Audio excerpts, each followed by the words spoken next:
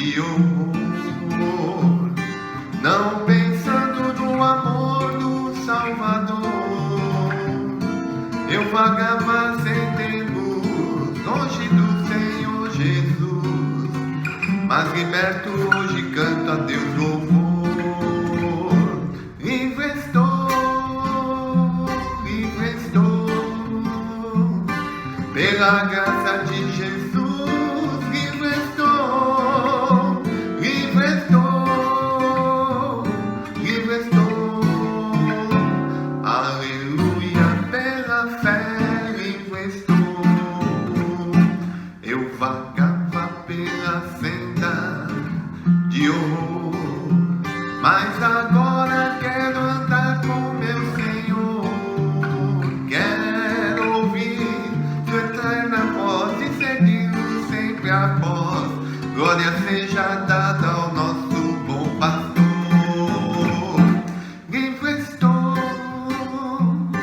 Livre estou, pela graça de Jesus. Livre estou, livre estou, livre estou. Aleluia, pela fé, livre estou. Aleluia, glória a Deus, Deus seja louvado. Somos livres, né, irmãos? Paz do Senhor, irmão, irmã. Hoje, sexta-feira, dia 9 de abril de 2021, nós somos a Igreja Assembleia de Deus em Vila Nova Gerte. Estamos aqui hoje para mais um culto de ensino.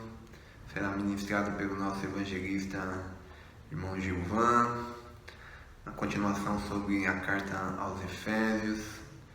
Então, te convido nesse momento a orar, curvar sua cabeça. Vamos fazer uma oração. Senhor, muito obrigado, Pai, pela vida, obrigado pelo Teu amor, obrigado por essa oportunidade que o Senhor nos concede, podermos estar aqui, Pai. Estamos fisicamente distantes, mas virtualmente, Pai, estamos todos unidos e num espírito também, Senhor, num espírito só, estamos unidos.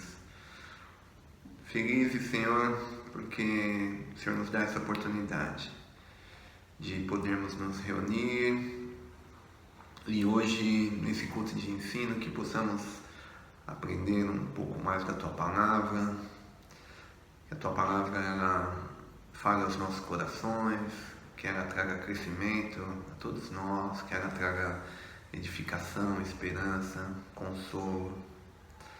Seja conosco, Pai, seja com o Teu servo que vai trazer esse ensino. É o que nós pedimos e Te agradecemos em nome de Jesus. Amém. Muito bem, irmãos. Vamos cantar mais um hino. Hoje, o segundo hino ele fala sobre a graça também, assim como o primeiro, livre estou pela graça de Jesus. E esse segundo hino é o hino de número 205. Então, se você tiver sua harpa aí. E o tema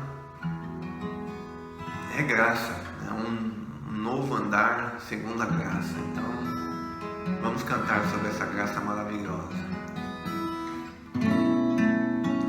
A graça de Deus revelada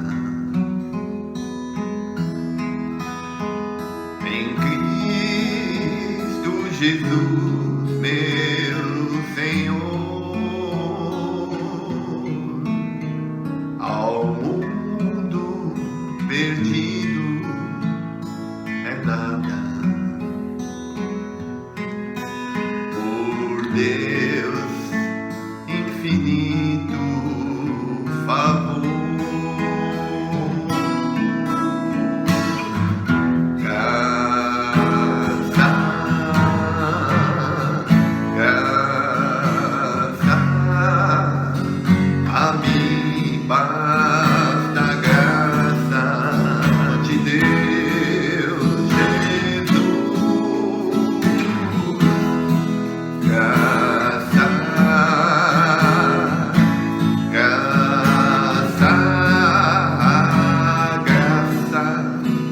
achei em Jesus. A graça de Deus é mais doce do que bens terrestres daqui. Em gozo meu choro tornou-se, correndo sua graça pra mim. Graça, graça a mim, basta a graça de Deus, Jesus. Graça, graça, a graça eu achei em Jesus. Mais alta que nuvens celestes, mais profunda que o profundo mar, a fonte da vida fizeste, na qual nós podemos guardar. Graça, graça a mim, basta a graça de Deus, Jesus. Graça, graça, graça eu achei em Jesus. A graça de Deus hoje prova do que vives na perdição, pois Ele te salva, renova, também limpa o teu coração.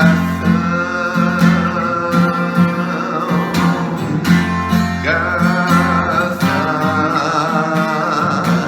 graça a mim, basta a graça de Deus, Jesus.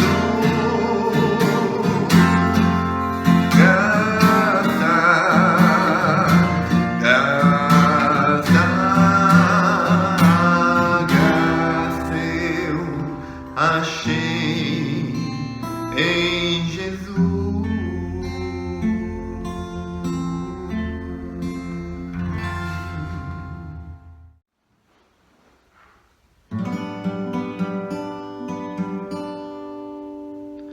De vez em quando sou levado a me abater, parece que então eu vou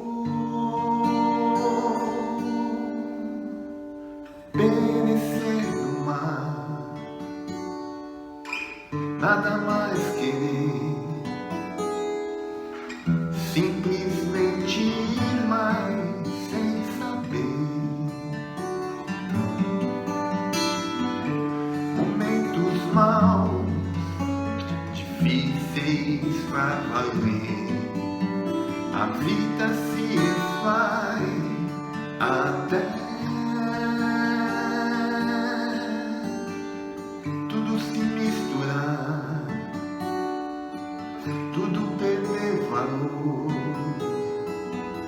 nada mais fazer sentido para mim.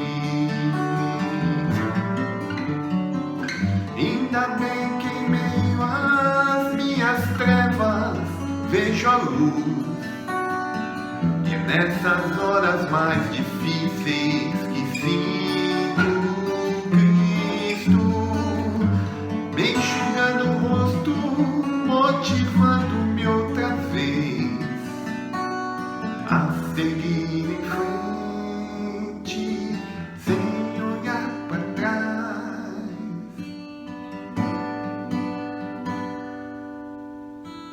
Depois do temporal, melhor posso sentir que a graça do Senhor é tal.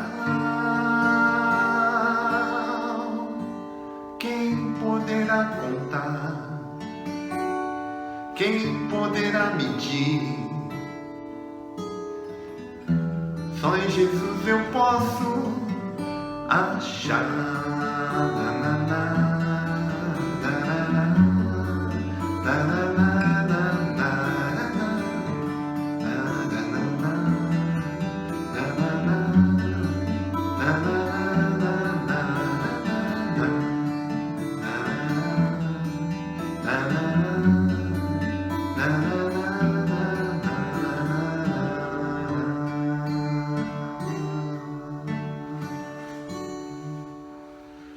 Amém. Deus seja louvado. Com a palavra, o nosso evangelista Gilvan. Olá, meu irmão, minha irmã, que a graça e a paz do Senhor Jesus seja sobre a sua casa, seja sobre a sua vida. Eu quero mais uma vez agradecer ao irmão Ronaldo, que sempre nos abençoa com esse tempo de louvor, com esse tempo de adoração ao nosso Deus. Eu quero agradecer também ao nosso querido pastor Eli pela confiança em nós depositada, pela oportunidade franqueada para compartilharmos da palavra do Senhor. Nós vamos hoje à noite continuar a nossa exposição da carta de Paulo aos Efésios e eu quero convidar você a abrir no capítulo 2. Efésios capítulo 2, nós vamos ler dos versos 1 a 10. Efésios 2, de 1 a 10. Antes, porém, vale lembrar que em mensagens anteriores nós dissemos que Paulo está preso quando ele escreve essa carta. Ele escreve para dar notícias suas aos irmãos em Éfeso, que estão preocupados em saber das suas prisões por causa do Evangelho, ao mesmo tempo que ele foca a sua atenção, o tema dessa carta, em uma doutrina importantíssima nas Escrituras Sagradas, a doutrina da igreja. Paulo dá notícias, Paulo fala em tom eclesiológico, e já no capítulo 1, após a sua apresentação, após o prólogo da carta, versos 1 a 3, Paulo começa a elencar as bênçãos de Deus impetradas sobre a igreja. Paulo vai falar das bênçãos da Trindade sobre a igreja, as bênçãos do Pai, do Filho e do Espírito Santo. Isso é capítulo 1, versos 4 a 14. A igreja é colocada ali em termos de uma comunidade de eleitos, de remidos, de tornados família de Deus, para quem o Pai revelou por Cristo um mistério que outrora estava oculto. A igreja é essa comunidade dos selados com o Espírito Santo. Depois de apresentar as bênçãos da Trindade impetradas sobre a igreja, nos versos 15 a 23, Paulo vai fazer uma primeira oração contida nessa carta. Sim, uma primeira. Ele ora pelo menos 2 vezes. De 15 a 23 do capítulo 1, você vai ler a primeira oração que Paulo faz em favor dos crentes em Éfeso, em favor da igreja universal, de todos aqueles que viriam a ter contato com essa carta. Ele ora para que os crentes cresçam em conhecimento de Deus e em discernimento espiritual, o que, dizendo de outra forma, ele ora para que eles experimentem a iluminação dos olhos do coração. Essa foi a linguagem que Paulo usou para falar dessa revelação que ele esperava que os crentes em Éfeso e nós também tivéssemos. Nesse mesmo texto, nessa mesma porção, Paulo reflete ainda que essa iluminação dos olhos do coração resulta em, primeiro, compreensão da esperança do nosso chamamento. Segundo, resulta em consciência de que fomos feitos herança de Deus. E terceiro, resulta em compreensão do poder de Deus. E você deve lembrar que o poder que Paulo nos chama a compreender e que só pode ser compreendido mediante revelação divina, mediante a iluminação dos nossos olhos espirituais, dos olhos do nosso coração, é o mesmo poder que operou ressuscitando, exaltando e glorificando Jesus. O mesmo poder que arrancou Jesus da sepultura, que o exaltou à direita de Deus, que o fez assentar à direita de Deus, o glorificando, é o poder que está disponível à igreja. Paulo deixa claro que esse poder, ele opera também em mim e em você e em todos aqueles que creem no Senhor.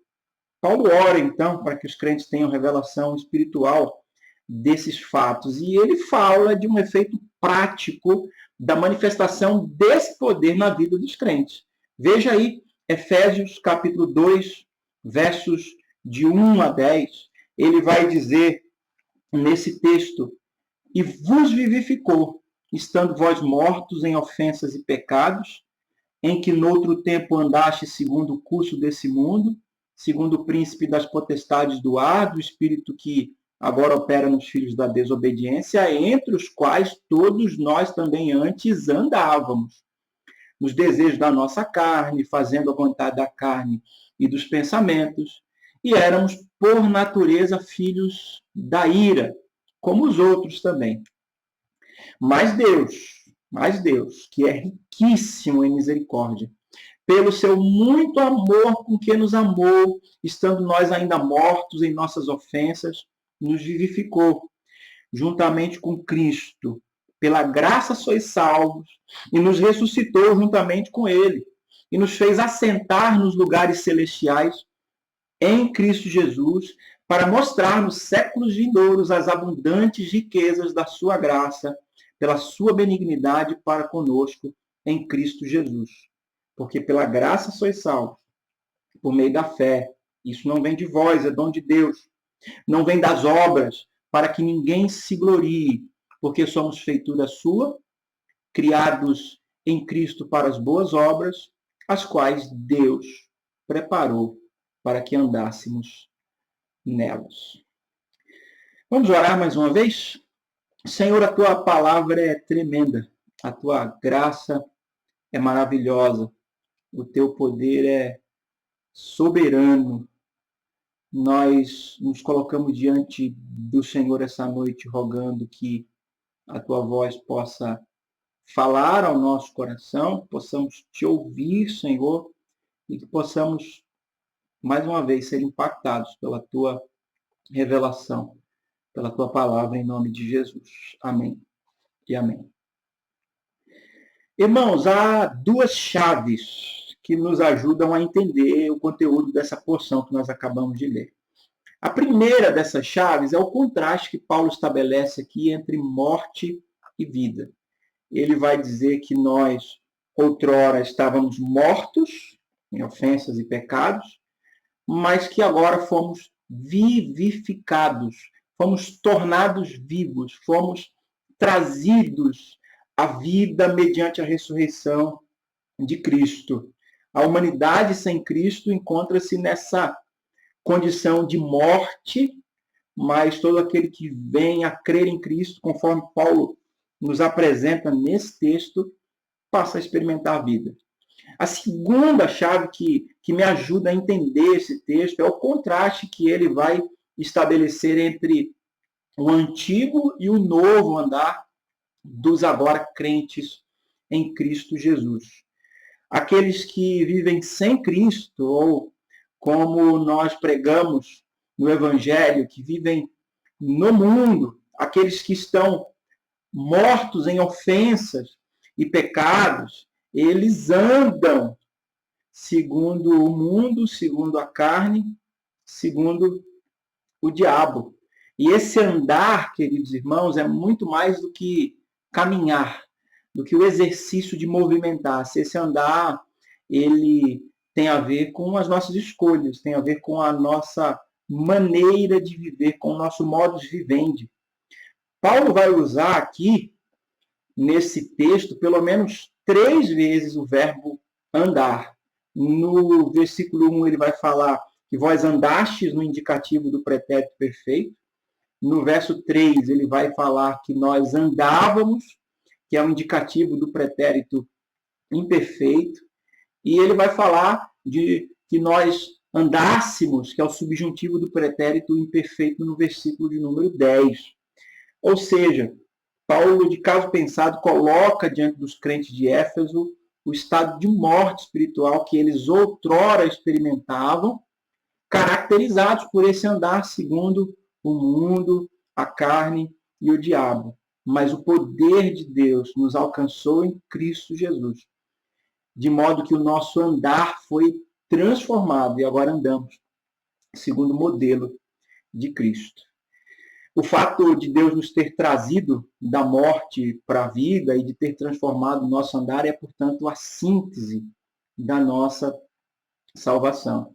Em outras palavras, Paulo está sugerindo que o fato de termos passado da morte para a vida implica em uma nova maneira de andar que caracteriza a vida do salvo. Portanto, eu quero convidar você a examinar comigo nesse texto 5 fatos relacionados à salvação que Deus providenciou para nós, a salvação que ele chama toda a humanidade a conhecer e a experimentar. O primeiro fato que eu quero compartilhar com você é a respeito da necessidade humana de um Salvador. Repare que os versos 1 a 3 são enfáticos nesse tema, e Paulo vai apresentar aqui o triste retrato da condição humana deformada pelo pecado, que também era a minha condição, a sua condição antes de conhecermos a Cristo.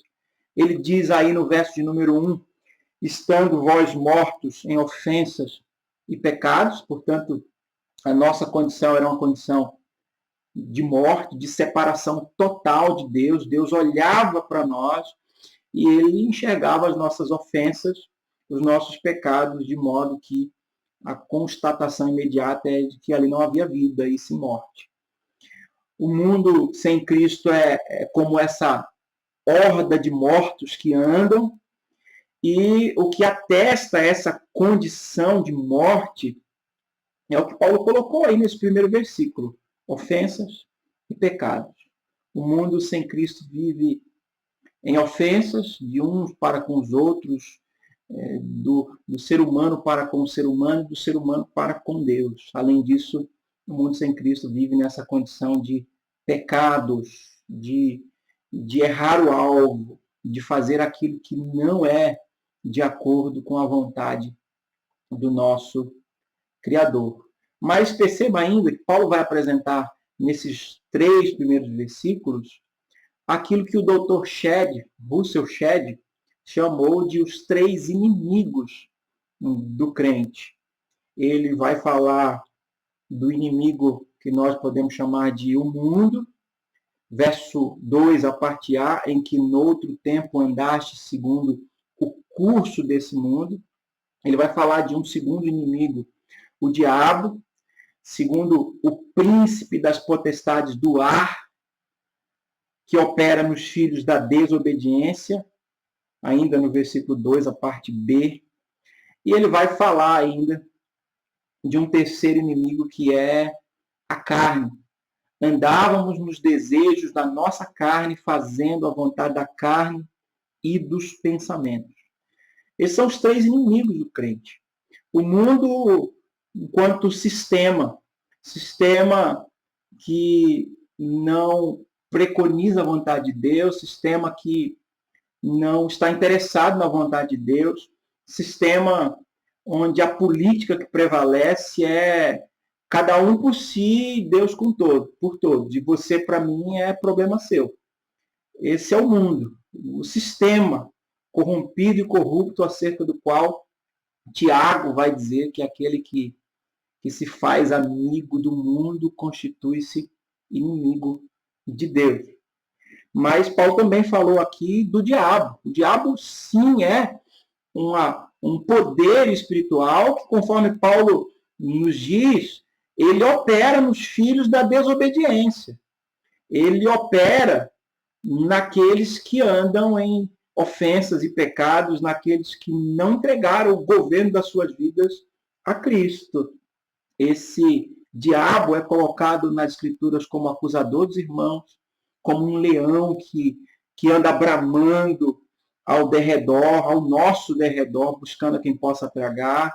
Esse é o tentador que colocou-se diante de Jesus para levá-lo à desobediência, mas não teve êxito, não teve vitória, acerca de quem a Escritura diz que nós podemos sim ter vitória.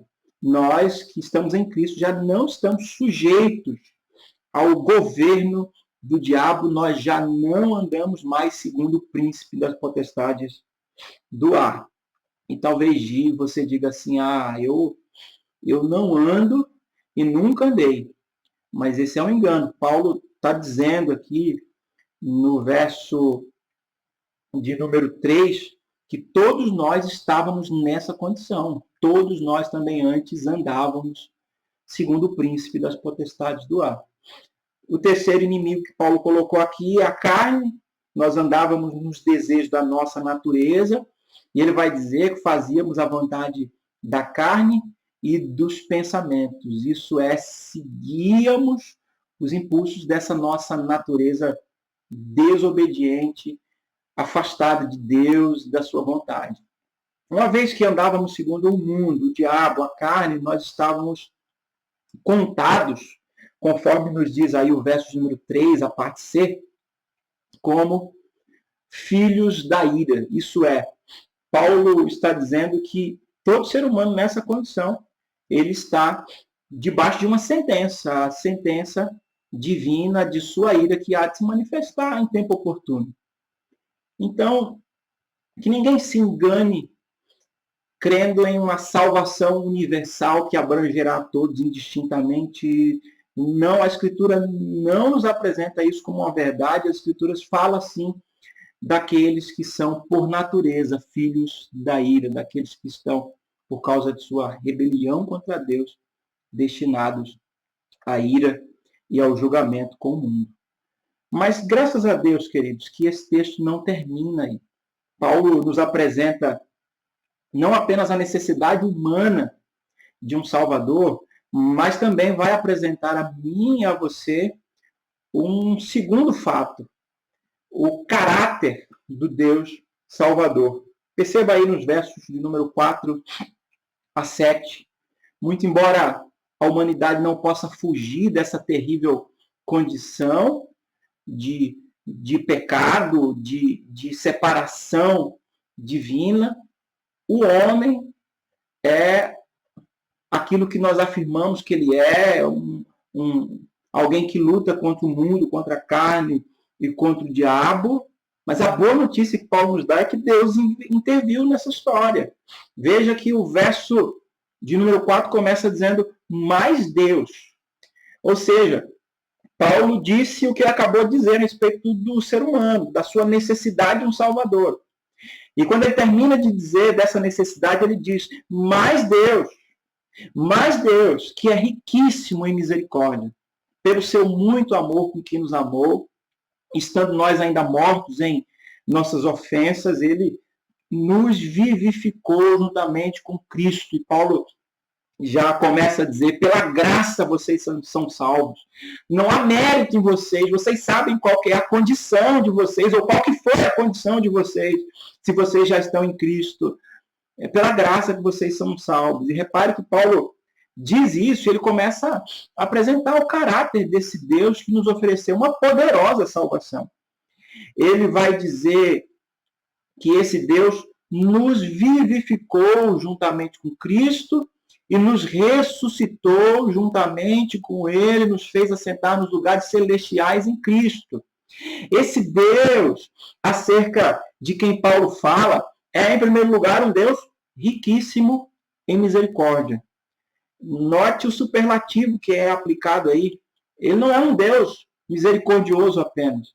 Ele não é um Deus rico em misericórdia. Paulo está dizendo que Deus é riquíssimo em misericórdia. E entenda misericórdia como Deus não nos dando aquilo que na nossa condição de pecadores nós merecíamos. Ele nos ofereceu salvação. Ele nos ofereceu misericórdia. Ele não é apenas misericordioso, ou como Paulo disse aqui, riquíssimo em misericórdia. Paulo nos apresenta aqui um Deus amoroso, cujo amor nos alcançou quando nós estávamos mortos em ofensas e pecados. Deus não olhou e encontrou alguns seres humanos bonzinhos, homens de boa vontade. Deus não olhou dos céus e disse assim, aqueles ali merecem salvação. Não! O amor de Deus nos alcançou quando nós estávamos mortos em ofensas e em pecados, isso é, enquanto nós estávamos rebelados contra Deus. Paulo diz que esse Deus é riquíssimo em misericórdia, é um Deus amoroso que nos amou com esse amor que nos alcançou quando nós estávamos mortos em ofensas e pecados. Mas Paulo também vai dizer que, em terceiro lugar, que esse é um Deus de rica e abundante graça. Esse é um Deus que tem em seu caráter rica e abundante graça. Note que não há diminutivos para falar da misericórdia de Deus. Não há diminutivo para falar da graça de Deus. A misericórdia de Deus é riquíssima. O amor de Deus é aquele amor que nos alcança quando nós não esperamos ser amados. A graça de Deus é uma graça rica, abundante, conforme o texto está colocando diante de nós. E Paulo vai dizer ainda no verso 7 que esse é um Deus benigno, um Deus que nos trata com bem. É por isso que através do profeta Deus vai dizer, eu sei os pensamentos que tenho sobre vós, pensamentos de paz e não de mal, para vos dar o fim que desejais. Deus é um Deus benigno. Deus é um Deus que, de fato, coloca diante de nós escolhas a serem feitas. Ele diz, olha, a bênção e maldição, mas ele apela à nossa fé nele, à nossa fidelidade a ele, dizendo, escolha, pois, bênção para que viva para sempre. Paulo apresenta-nos a nossa necessidade de um Salvador. Paulo fala do caráter desse Deus Salvador. E, em terceiro lugar, ele vai falar da obra redentora do Salvador.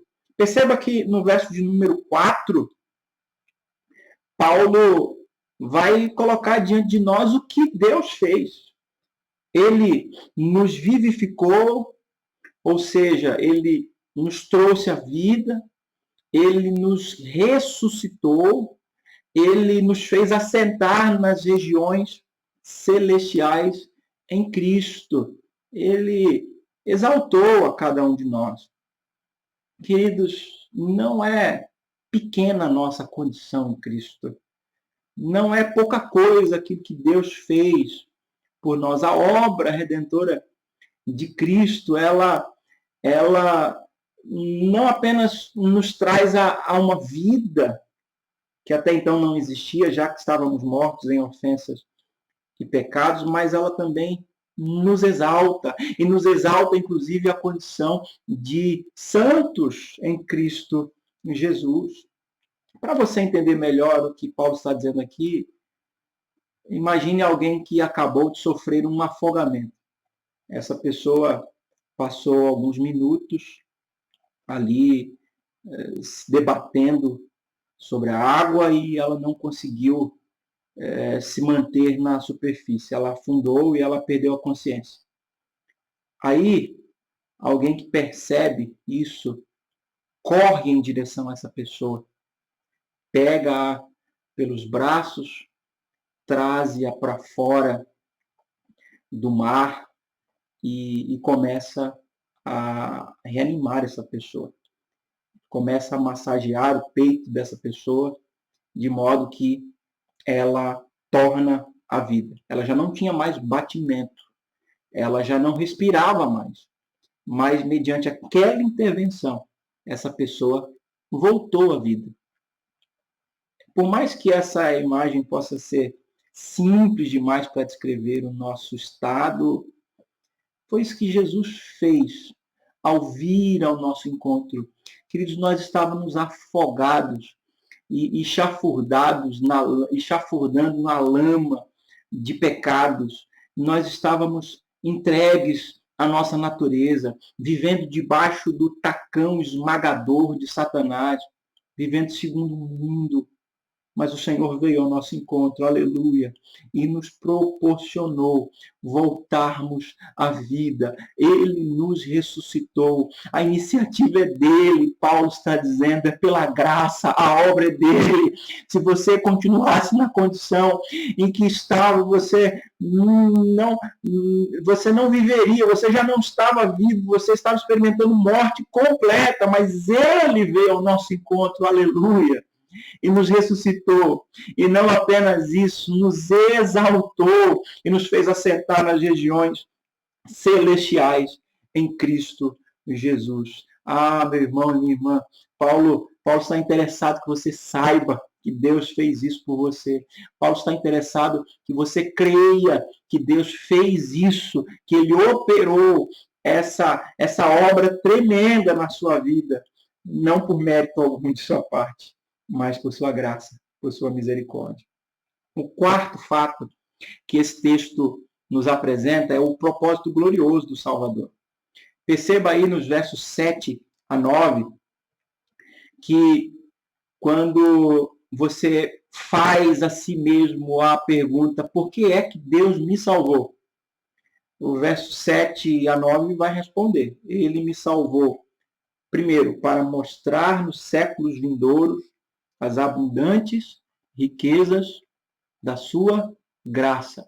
Ele não me salvou mais uma vez porque eu merecia. Ele não salvou você por mérito algum encontrado em você. Você estava vivendo em pecados e ofensas. Você estava vivendo segundo o mundo. Você estava vivendo debaixo do senhorio de Satanás. Você estava vivendo segundo a sua carne, a sua natureza, os seus impulsos. Mas Deus te salvou para demonstrar nos séculos vindouros as abundantes riquezas da sua graça. Deus me salvou para mostrar que ele é gracioso, para mostrar que ele é amoroso, não que houvesse qualquer mérito em mim ou que haja qualquer mérito em qualquer ser humano. Ele nos salvou por sua graça. Ele nos salvou, Paulo continua o texto, pela sua benignidade para conosco em Cristo Jesus.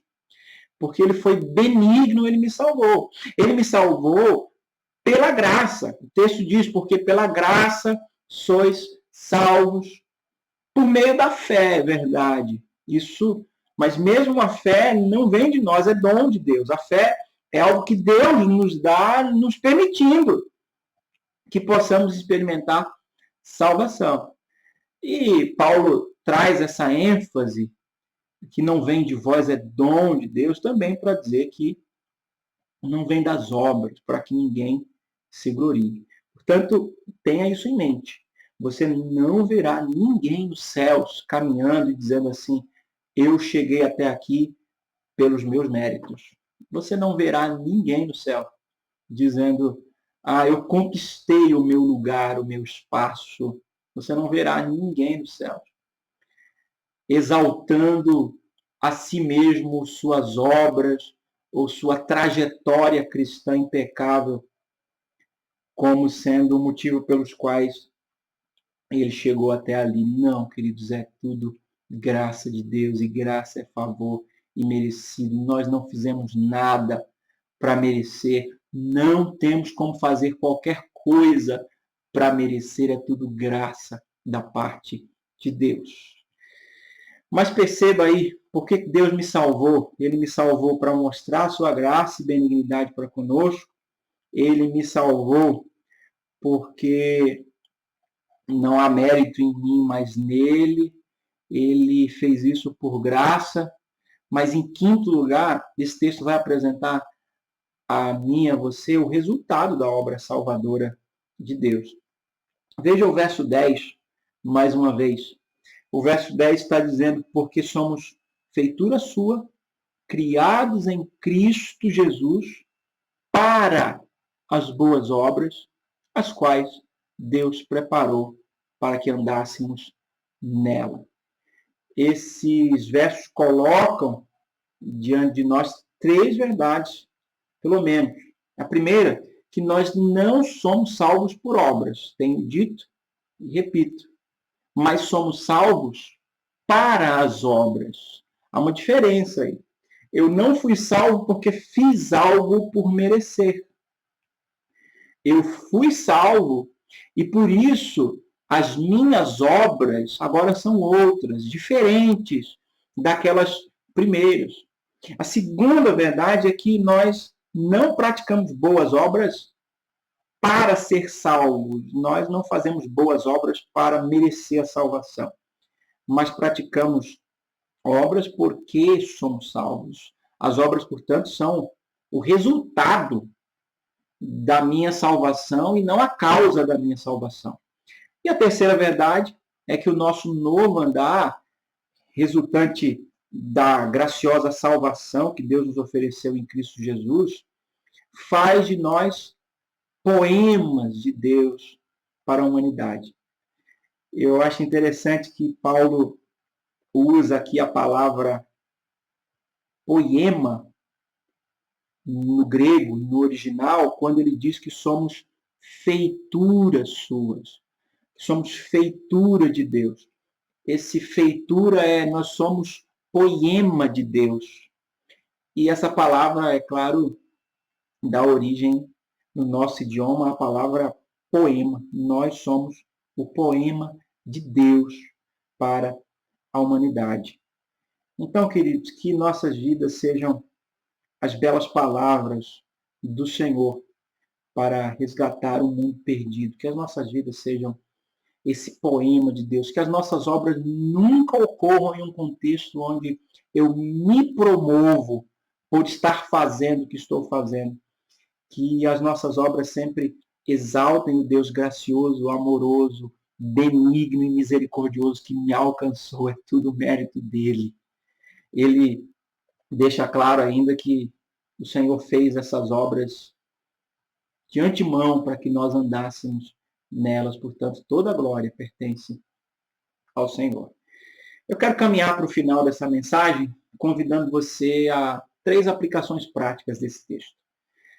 Em primeiro lugar, eu sugiro aqui uma aplicação devocional.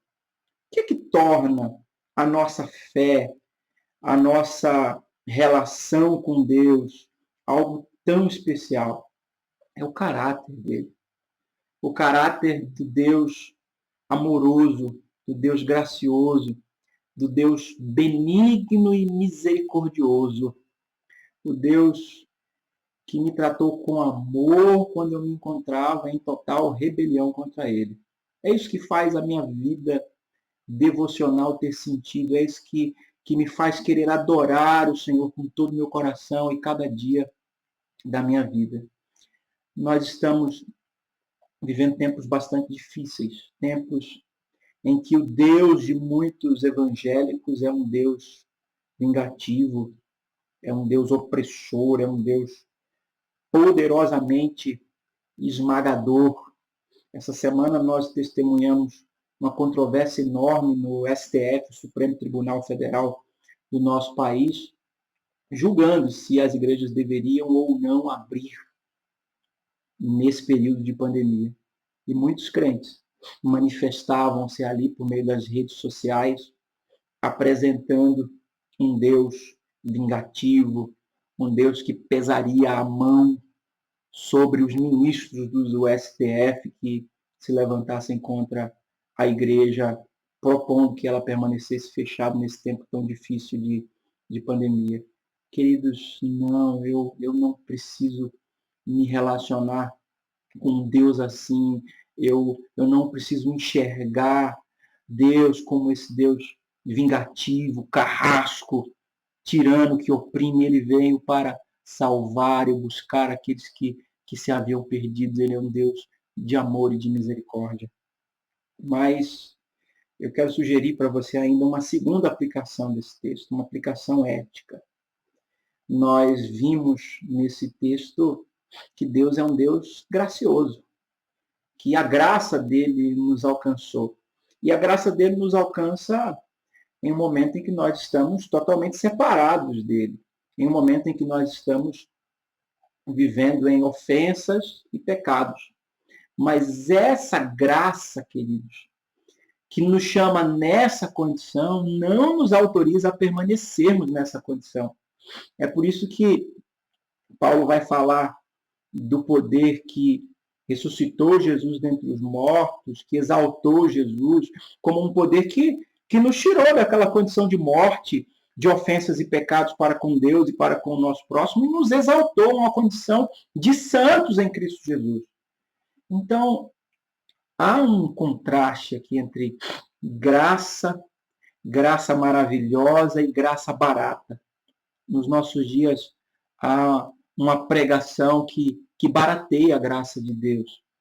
E não é pelo fato de que a salvação não nos custou nada, que ela foi ofertada a mim e a você por Cristo Jesus, que nós temos o direito de caminharmos na mesma vida, de andarmos nos mesmos caminhos que andávamos, de termos as mesmas referências de outrora, e de andarmos segundo o mundo, segundo a carne e segundo o diabo.